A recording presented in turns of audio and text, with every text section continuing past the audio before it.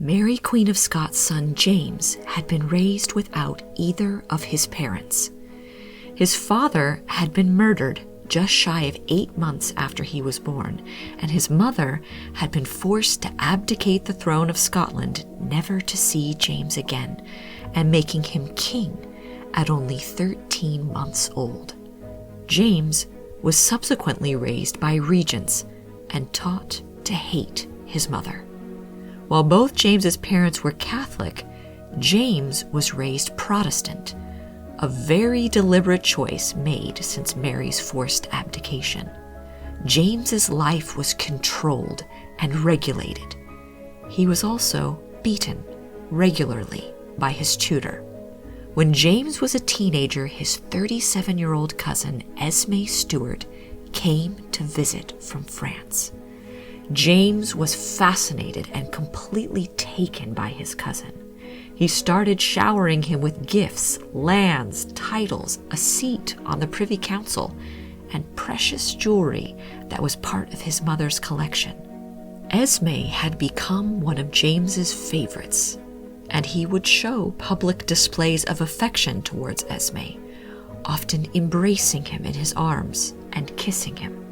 Esmé was Catholic, and there were many in the government and around James who did not trust Esmé. They felt his power and his Catholicism was a threat, and they also believed that he went about to draw up the king to carnal lust.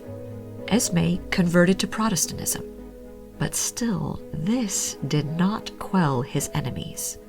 William Ruthven, the first Earl of Gowrie, who owned Huntingtower Castle at the time, and several other Protestant nobles planned a coup and decided to kidnap the king, force the removal and exile of Esmé, and reform the government.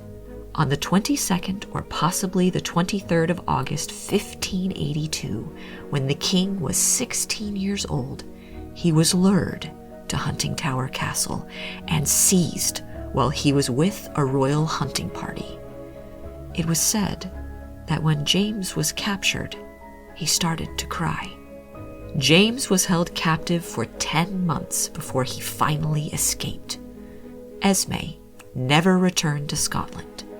James would later write a long poem about his cousin, comparing him to a phoenix who was unjustly persecuted and killed by envy.